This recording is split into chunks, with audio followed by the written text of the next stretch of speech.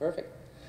Good day, Crusaders. I'm very, very happy to see you here today. And the subject, is it too loud? Subject of the presentation today is about you. You know, how can you help us, or how can you help the industry to create fantastic game? So we'll talk about player-generated content, which is something that you've heard more and more in the past few months. You know, maybe since games like Minecraft, Garry's Mode, they were the innovator in that new way of making video games. And let's call it 2.0 now with Eternal Crusade. We'll show you that what's the next step and how do we use you to make your game, basically. Next. That's concept art to demonstrate a little bit of the game. It was made by our artistic director, Ghislain. Next. So I've been making MMO for many years, and I've been a consumer of MMO for many years as well. This is something that, for me, always been a very important part of my my entertainment amount of time that I can spend in a week. And what I really like about online game is I'm an immersive type of player. So I'm not a guy controlling a character in a game. I am that guy in that game. I remember with Secret World when Garrett, as a journalist, came to do the playtest with all the different journalists. I won't name who it was, but there was a journalist doing a healing, and it was missing someone in the team for dungeons, and so I played tank.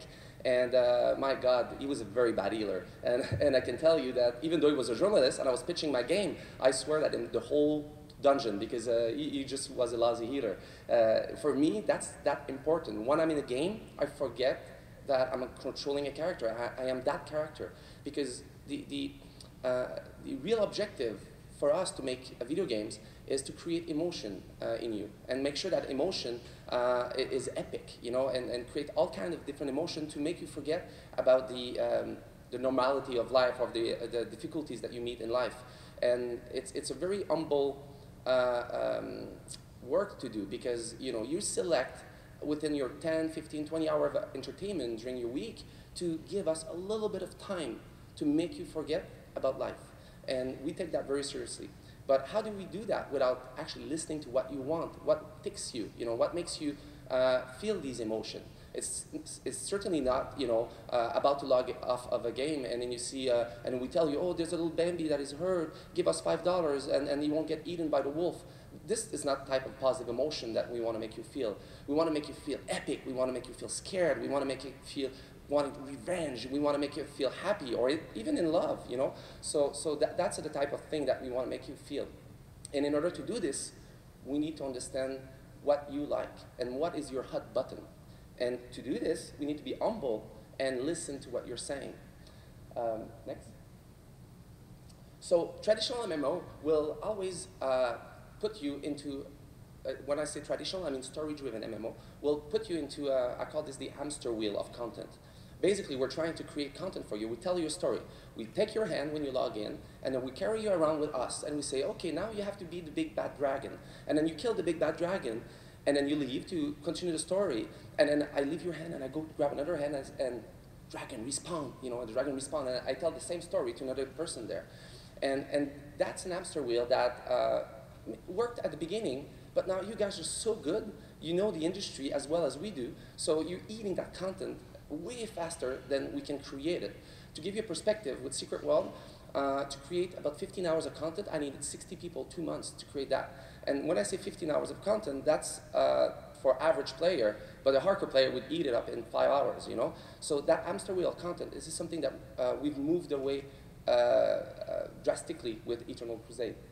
So one of the solutions that the industry brought is to try to create as much content as they can. But as you see, it takes endless development resources. It makes the games very expensive to make. It takes time to deliver it, so you get impatient. It's like one of my favorite authors, who is the writer in the 40K universe, writing all the background story of our game, is Graham McNeil. And I've started reading his Priest of Mars series. And the third book is about to come out, and I've been waiting 6 months. And obviously, I read faster than Graham writes, you know.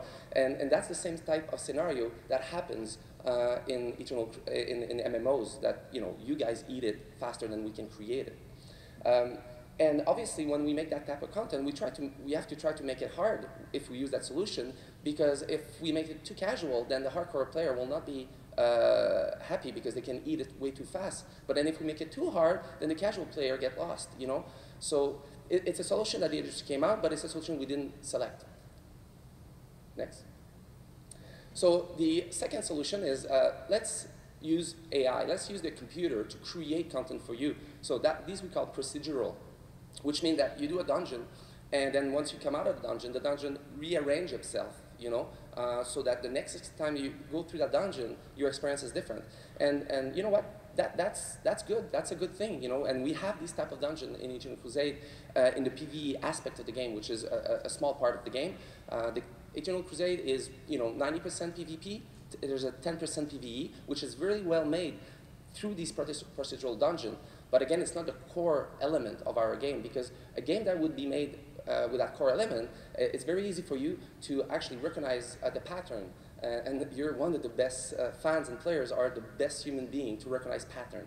I mean, the type of exploit that I see coming from you guys is amazing. I mean, we learn from it because you find patterns everywhere where we didn't have that pattern when we designed the game, but you actually find a pattern. And then as soon as you find a pattern in procedural content, then it becomes boring for you because you know what to expect. And obviously, even though it's procedural, we still need to create new content for you. So there's that element as well. The solution tree, which is the one we're going to talk about today, is a player create new content for other players. This is where you entertain you. You know, we're basically to take a quote from a gentleman from War of Plane. We built a car and we watch you drive it, basically. And while you drive the car, you can take one of your friends and say, jump on board, you know? And then we just watch it from the benches and seeing how is the tools that we created for you to have, to play a game and to create that content of the game. We're always impressed with how you bring it up, you know. Look at EVE Online. I'm gonna later on tell you a test study on EVE Online where you really, players took control. And that created a game that is now, you know, part of the industry. And the other thing is that, you know, 20 years ago, we knew more about video games than you guys did. But it's not the case anymore. My developer, both in Secret World in the past, as well as now in Eternal Crusade, we use a lot of your tools that you built for us. I remember in Secret World, the dev team was using your wiki instead of ours because it was more well-made and it had more content in it. Same thing with Eternal Crusade. We didn't have the chance to build a dev tracker. One of our fans did it for us. So you guys know as much as we do now, and you're the one paying for these games. So this is one of the key element in the industry changing focus to allow more and more players-generated content. They don't do that always the right way. Sometimes they're faking it, not really doing it. But with Eternal Crusade, we are bringing it to the next step. In truth, most MMO feature player-generated content in the form of PvP. You know, because, next slide, you are the content. So if I play a game with Word of Tank, you know, and I play it with all my friends, and I play it against a team I don't know, I'm going to live an experience. I'm going to feel a certain emotion. But then if I play again with strangers, that might not be necessarily bad. You know, I play with strangers, and I play with another team that is either a lot stronger than the one before or a lot weaker than the one before. Even though I'm using the same tanks and the same playfield and everything, my experience will be very different. So that's what we mean by you are the content of the game. Yeah, you went too fast, that's okay. Yeah, next. For Eternal Crusade, really, what we're trying to do is the goal of a PvP-focused MMO is to create a world in conflict forever, hence Eternal Crusade, you know? So the reason why this works is really because we remove the concept of an end game, which is the dreaded, on MMO, is the dreaded nightmare of any studio. Is like, oh, are they going to get to end games too fast? Is our end games as enough content? Oh, you know, will the player churn or leave the game if they don't have enough content? So by removing that end game, this is really what we're bringing you to the universe, and we're giving you the tool to create your own content, create your own emotion with the tools we provide to you. Next. So case study 1, EVE Online. So EVE Online has attained a remarkable level of retention by making its player involved in the game. Actually, at the beginning, they really didn't put the tools in the game to do that. It's the player outside the game that started creating companies and started building Excel spreadsheet for seeing their stocks of the company, and they started really organizing themselves. And then as soon as CCP saw this, they really brought them in and then enhanced that through all the different tools and updates that they did with their game. In this case, actual combat is rare, but it's the threat of it that is very interesting. Next. However, there's a high barrier. I don't know if any of you play EVE Online? Yeah? So it's one person. So I don't know if you have the chance to download it and start playing it. It's a fantastic game, but it took me a long time before having fun. You know, often these type of game become niche just because it's so well made, but it's kind of difficult for a casual player to get in, be part of something right away, and access the type of very interesting content created by the other players. It takes a while for you to get there. Player must make connections, join the powerful communities, and likely achieve a certain level of scale of power before they feel that. They feel the impact in the environment. Next. PlanetSide 2. PlanetSide 2 is the same thing. You know, they allow you, the mechanic of the game allows you to really create content within the game by the way you're going to wage war. So theoretical gameplay is available to anyone. And contrary to EVE Online, within 5 minutes in PlanetSide 2, boom, you know, you're pushing the boundaries, you're winning outposts, you're winning points, you're killing the enemy soldier, so that's fantastic. And there is stuff for the hardcore player as well for the casual player. The contribution of someone that just started PlanetSide 2 or someone that's been playing in a year, for the player, it feels good, you know, the contribution they bring to the game feels good. Next. But it has another downside, is that only player in guild use actual real strategy, real military strategy. All the other ones is basically blobs of guys that just follow each other and then, oh, they're the wrong color, let's kill them, you know? So without any strategy or meta game above it.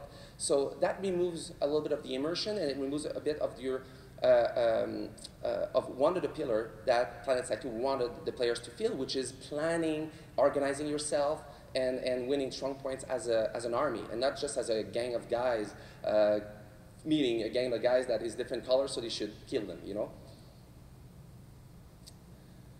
So our challenge when we started designing the game is to make meaningful participation in a worldwide conflict immediately accessible.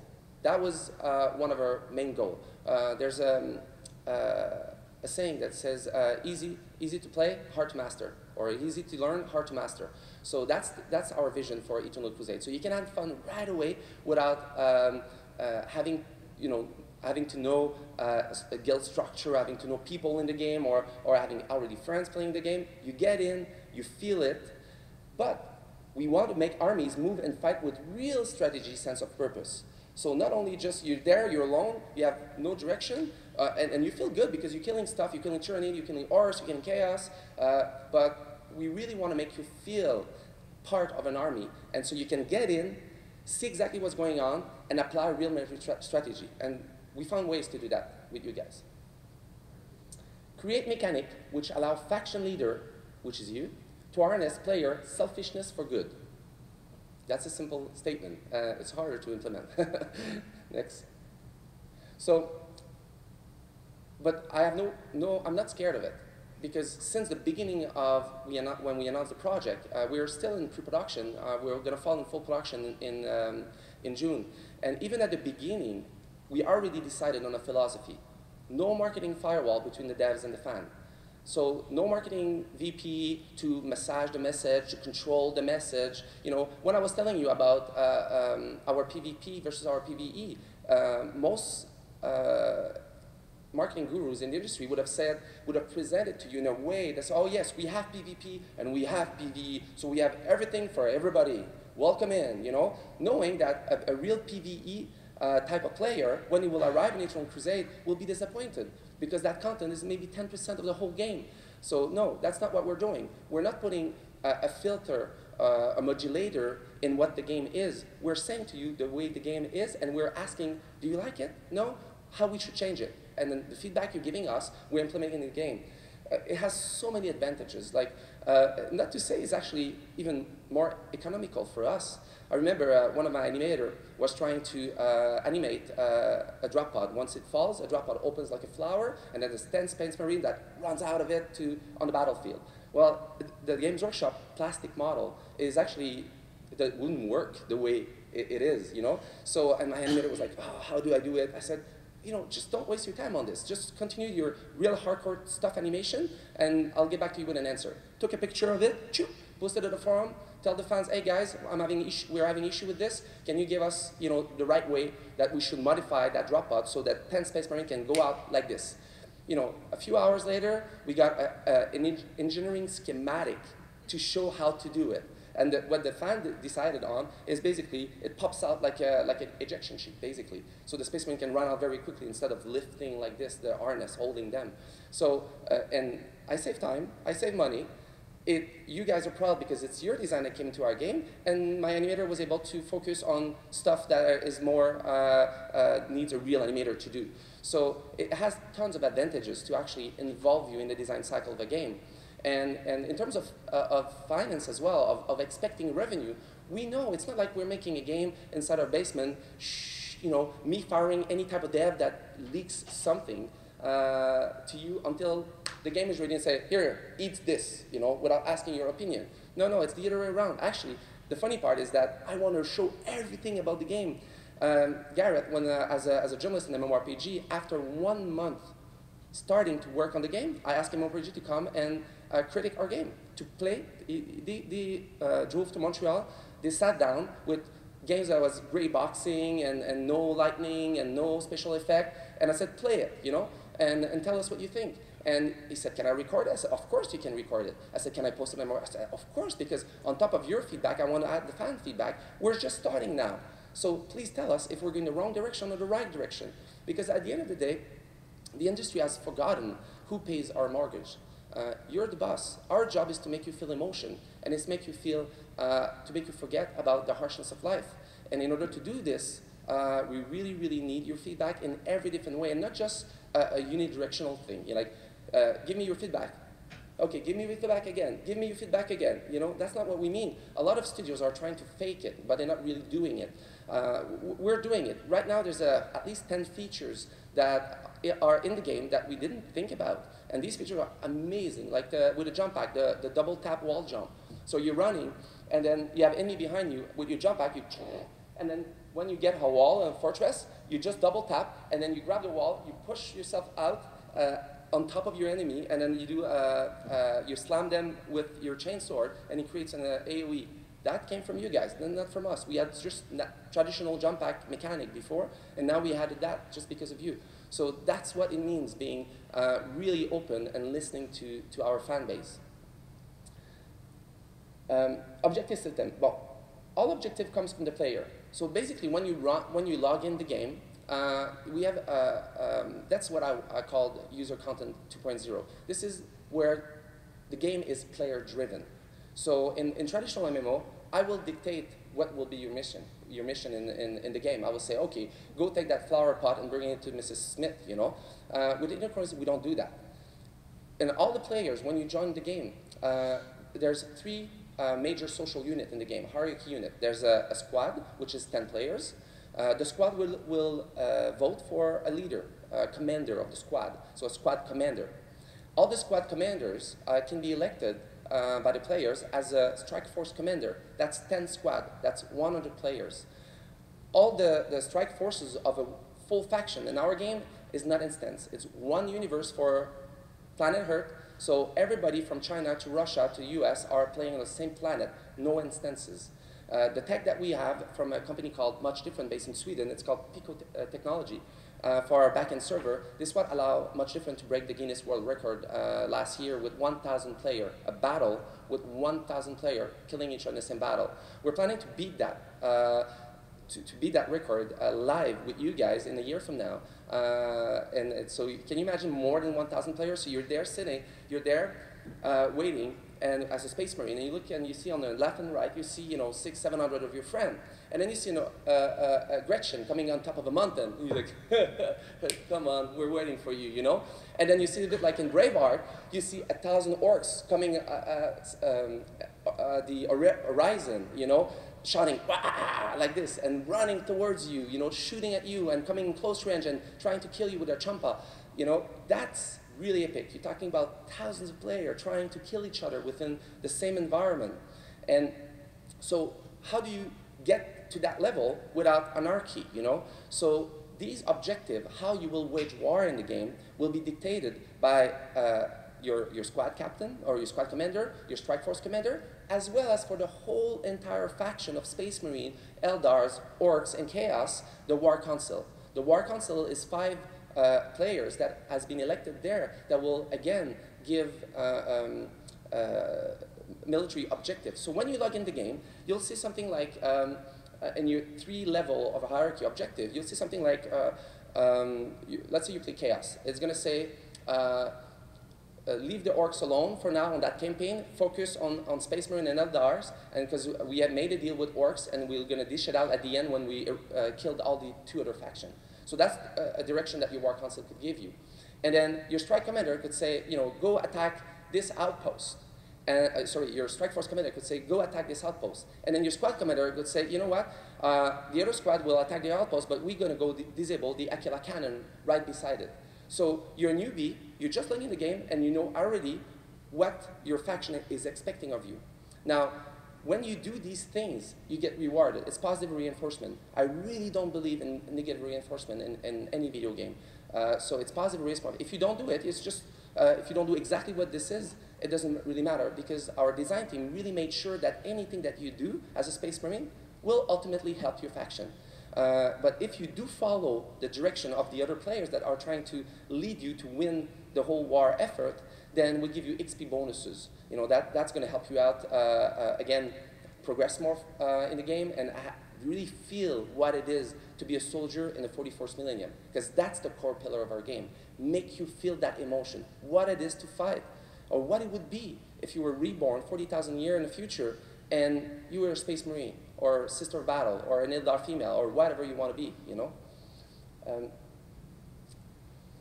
So players want to take the optimal, obvious route to reward, obviously. That's why we were able to get you guys to farm and to grind so much in the past.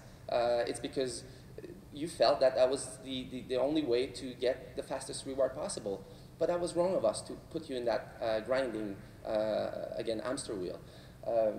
There must be no barrier to player receiving objective from other player. And by putting directed gameplay primarily in the hands of player, the emphasis is clear. So it's really a player-driven game. Once the game will launch, you will make it awesome, not us. We make the tool awesome and we make the sandbox awesome, but after that, your job starts. And ours is there to enhance your experience.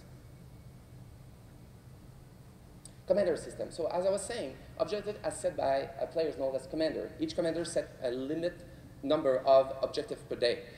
Commander have additional power, such as airstrike from your, because in Eternal Crusade, when you start the game, you start in your own spaceship. If you join in as a guild, and then you have mini squad and strike force, you can have a strike cruiser with your personal room inside of each of this, for each of the player of the strike force, as well as a sensatorium, as a strategarium, if you guys know what they are. So to be able to plan, seeing the map of Arcona, being able to plan the strategy that you're going to be using. I studied in a military university in Canada, a bit like West Point, but it's a Canadian equivalent called Royal Military College. And I studied in polymology, which is military and strategic study. So I studied military strategy as a university student. And with the level designer, Stephen Lumpkin, which is the lead level designer, I had the picture of him recently in one of our newsletter where you could see Sensei and all kinds of different military strategy book. And I'm working with them to actually build the whole game to enhance using military strategy. So we have area in the game where you have very, very evil choke points with caverns that can host hundreds of players that you can barely see with bushes hiding it, so for you guys to apply guerrilla strategy, which is, as you know, is very, very effective in this type of environment. And then we have other playfield where it's very, very wide open playfield, and the only way you can win that playfield is through traditional military and just shock and awe, which I'm sure you're very familiar with. So that's going to take different mechanic and different military strategy, as well as we have very different kind of environment. We have area of Arcona, which is winter, and in winter, I'm sorry, your rhino doesn't fare as well in the snow versus when it is on land. So with different kind of you'll need to apply different kind of strategy. The same way during World War II, the Battle of Dieppe on the beach, landing on the beach and trying to run to the German position was a challenge per se. But then Stalingrad was completely different challenge that happened to the German with the Russian. So that's the type of environment. When I say we're creating tools for you, that's what it means. It's I'm creating a play field that makes you think, say, oh, okay, how do I gonna achieve that? It's another reason why we have full friendly fire, because in a real situation, you want to apply military strategy again. So you want to put your dreadnought in front of you to cover another type of unit that doesn't have a good armor but has a very powerful weapon.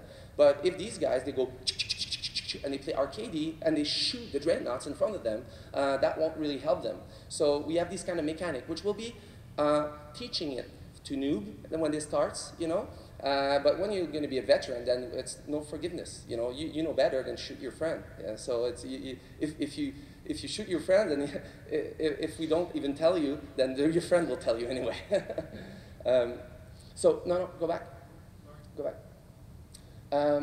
Commander, yeah. So the commander, so the squad commander and the strike force commander, they have additional ability that is not taken away from you. It's additional, again, positive reinforcement that we gave them. So you're a squad commander, and you really thought that I was telling you about the ambush, about the choke point. You're there, and hey, we just got ambushed.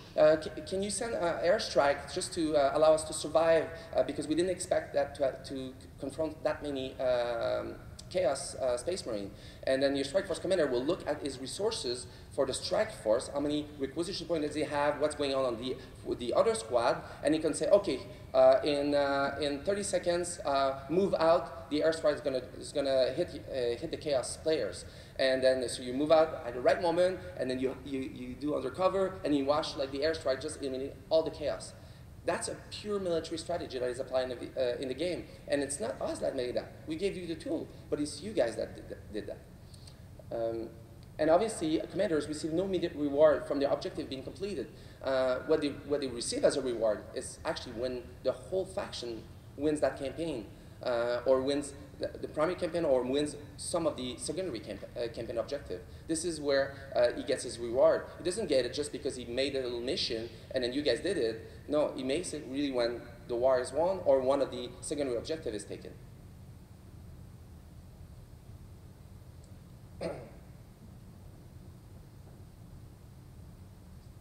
One of the things that Napoleon was saying is that to give order on the battlefield, to give orders to my men, I need to turn around. And that meant that he's in front of them. That's what he meant, And we believe in that. And all great generals were people that actually participated in different ways, but participated to the war effort. And that's what we want in the game. So commanders are not players just sitting down and playing a UI game. No. They have to be on the battlefield, and they have to be beside you, and they have to share the work needed in order to win the war. Commanders should not be encouraged to make easy objective from themselves or their friend, and we have mechanics for that. Commander must make the objective count, because again, if you say my objective is go kill Tyranids, in the Tyran territory, well, while there's a big battle against the Eldars happening, the commander that will do that, at one point in time, he will get voted out of his role because he's not a real military genius when his teammates are dying by the Eldars and he decides just to go along with his squad into the Tyran territory. And that will happen. And this commander will be brought back to the war objective by you guys. Again, not by us. Commander must motivate by the greater strategic game, what we call the meta game. Not just selfish reward that comes from the completion of tactical goal. And again, we have mechanics to avoid that, but at the end of the day, we don't need to. We put them anyway, but we don't need to, because you will tell them that, you know what, that this is not the way we're going to win that campaign, and we want to win that campaign. So make sure that your objective as a commander are really taking advantage of the strategic aspect of that campaign, not just the tactical one. And we'll teach you how to do this. As I said, I'm a fanatic of military strategy, and you'll see how we're going to do that in game. I don't want to reveal too much already, but you'll see that. Because obviously for all these things, as soon as we are ready, which probably be by the end of the summer, will involve some of you to actually test these and tweak them. We won't again do that in the in our basement without showing it to you. As soon as it is ready, then you guys will be in it and testing the balance, testing is it fun, testing the exploit, all the edge cases. We'll do that with you throughout the development cycle of the game. That's why we know that game is going to be successful, because we're making it custom for what the fan wants. Faction council system, that's very, very important. This is the government of the faction. This is basically the 5 individuals that are really committed to the game and that really, really want to win the campaign. So commander are appointed by a member of the faction council. Each member can appoint a limited number of commander. Faction council members have additional powers, including the ability to ration out requisition point to army for spawning vehicle, etc. When we say ration out or increasing, again, this is not your requisition point as a player. This is the requisition point of the whole faction. So it's bonuses, again, positive reinforcement. So right now, the War Council, in the midst of a big battle, they send the strike force to attack the Eldars. But suddenly, one of the War Council, because again, they're not sitting in the office, they're on the playfield and fighting side by side with you, notice that ammunition starting to drop, or power starting to drop, because they didn't use one strike force to actually protect their back against Tyranid invasion. And since their territory was getting bigger and bigger, Tyranid is our faction, so it's AI is basically NPC. So because the territory was bigger, the Tyranid got more attracted to your territory. And while you were all focused on taking the Eldar's fortress, well, they destroyed all your outposts where you produce Prometheum and where you produce a vehicle and things like that. So the War Council was like, oh my God, we forgot to watch our back, So he contacts one commander of a strike force, said, move out of the battle right away, run towards this, actually no, hold off, I'm going to send a vehicle to pick you up, troop transport to pick you up. I'm going to spawn it myself with the War Council requisition point to bring you faster to our outpost so you can protect them against the Tyranid. So that's the type of thing that a War Council would do. Faction council members are elected by the member of the faction through a voting process. You will decide who your generals are. And this is going to be done regularly and often. So if you want to be part of the War Council, that's a job. That's a real job. And there's a lot of players that are so committed to game and in video game in general. And then when you talk about Warhammer 40,000, oh my God, it's almost a religious statement. And I'm part of these. So these War Council members will be very, very important in the game, because they will have an impact on the experience that you will live through the game. And if that impact is negative, fire them, Do like Trump does, you're fired, and replace it with somebody else. Members of the faction council and their commander must be able to be held accountable to their faction, the same way as a general is. I mean, we won't ask them to go Arakiri if they fail a battle, like the Japanese would do in the Second World War, but that's basically, socially speaking, that's what is happening. There must be a larger number of players with a command power that can be elected, as the commander appointment system. And that's what we discovered throughout the past year, that since we announced Eternal Crusade at E3 last year, we see just in our forums the amount of players that want to be a commander. And that's good, because it allows you, if you don't want to be a leader or a commander, allows you to actually have a selection of different type of player that can be good leaders, but can be good leaders in certain situations or not so good in other situations. And so it will allow you to pick and choose what type of commander you really want to lead you to the battle. And that's another part of that user-generated content. You choose who but it's, again, without our involvement at all. We give you the tools, and you make it happen. So, I'm trying to give you an example of what it would feel like. Like, you inside the game, you just log in, and then you see that on your objective that the Eldar Council have decided to conquering the Supreme Manufactorum on Sylvae, taking it away from the Space Marine. Sylvae is one of the continental Arcona. Just to tell you a bit of the size of Arcona as well. The average continent that we have are about 65 kilometers square. That means it takes a Space Marine, if it's running, about 15 minutes to cross.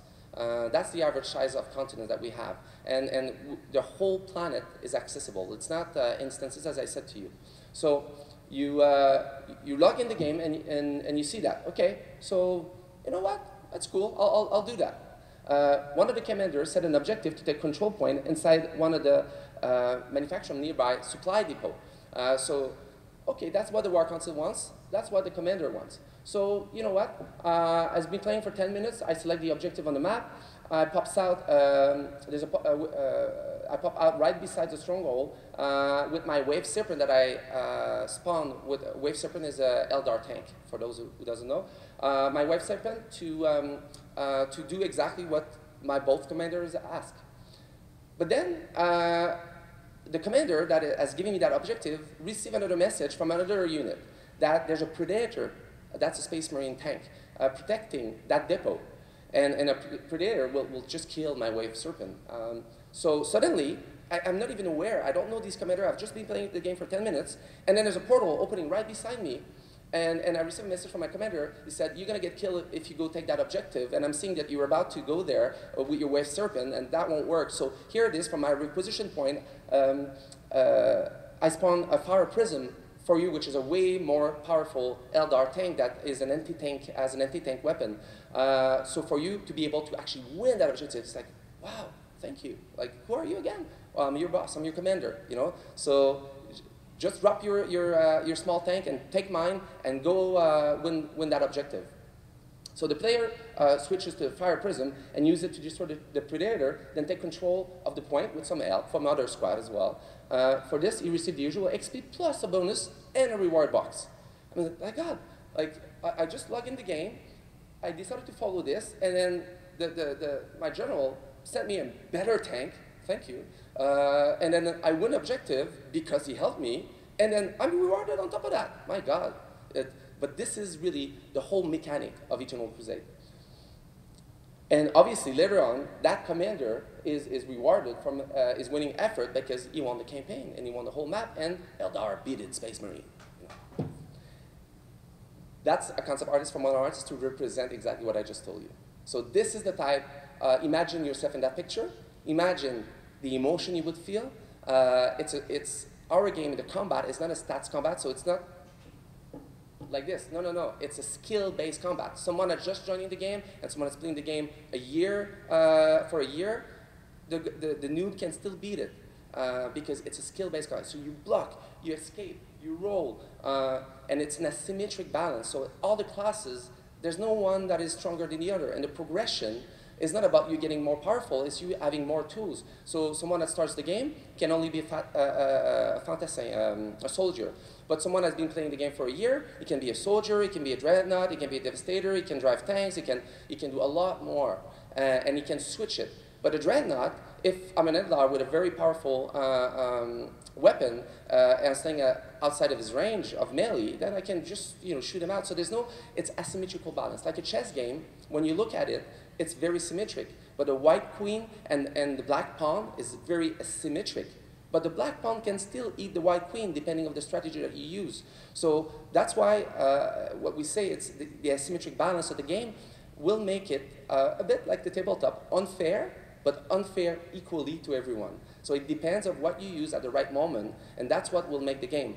Same thing with your skills in combat. It's really about how good you are blocking and evading and using different tactics with your opponent. And because it's not one-on-one, wars are not made one-on-one, and then you can, you know, use your friend as well to ambush somebody else. So that's what it is, the asymmetric balance, and that's exactly what will make you feel throughout Eternal Crusade. So that's just to give you an example of size of the game. What you see is not a fortress, that's an outpost. So just for you guys to imagine what a fortress would look like.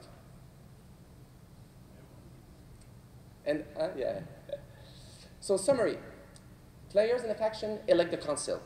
Council member appoint commanders and distribute requisition point. Commander place objective and deploy command powers. Player complete objective to earn rewards. If players don't like the way their faction is being run, they fire their commander and they vote for somebody else. The commander and faction council member are playing a strategic game against the leaders of the other faction, and in doing so, create content for everyone. So this is really what the game is about, and this is what player-generated content 2.0 is about. In order to prevent players from feeling like they're just spawned, it's important to leave the sandbox alone. So that's always one of the challenges as well, because at the end of the day, in real life, a soldier is a pawn, you know, in the real life. They can have an epic moment, but of course they have to follow orders. But in a video game, that's not the experience. It's not a fun experience to feel like a pawn. So you want sometimes to not bother and just do your own stuff as well. And other players as well, I call them the anti-social MMO player, which is kind of an oxymoron, but there is a lot of them. They're just too shy, or they don't want to bother. By the way, I have other mechanics for that, but I won't tell you about them. So in order for us to remove that feeling of being a pawn, it's really important to leave the sandbox alone. Territory control mechanics are in place for everyone, so you don't need to follow orders to help your faction advance. So as a squad of 10 people, I can disregard the Strike Force Commander, I can disregard the War Council, and I can still have an impact in the game.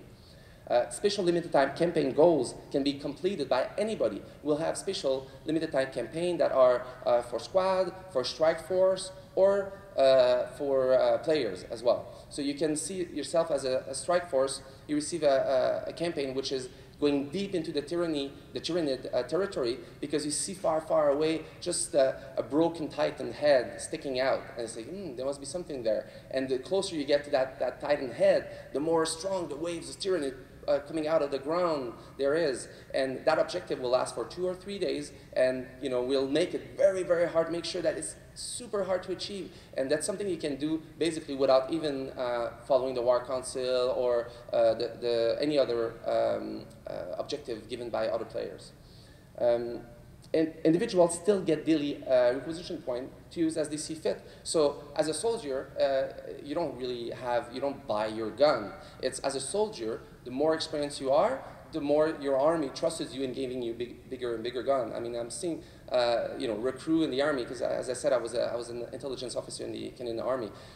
So I see, recruit just starting 18, 19 years old. I won't give them a bazooka, an RPG, or something like that. I'll start with an air gun, just to make sure. And then I'll increase it the more experience they get. And so that, we don't touch that. That's your game, that's your gameplay.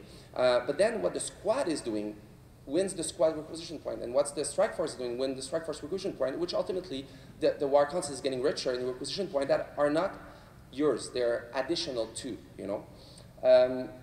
So you can play your own game as well without really having to follow the rest of the objective if you want to. But you'll miss one big part of the experience or the emotion we're trying to make you feel. Subcommittees.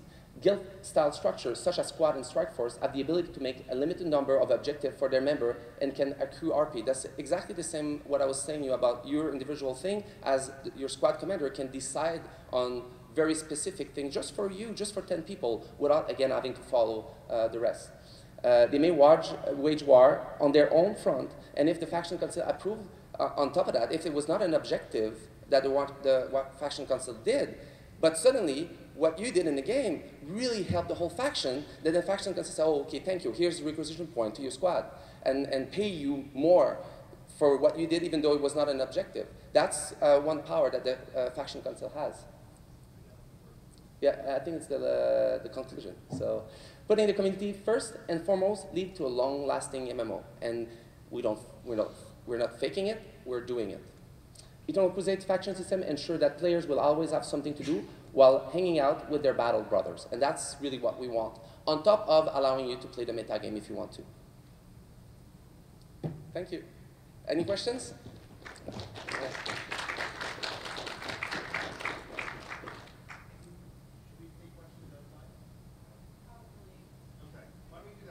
Sorry? Ah, okay. So we're going to come outside. Perfect. I'll be outside, so if you want to ask a question, you can come outside.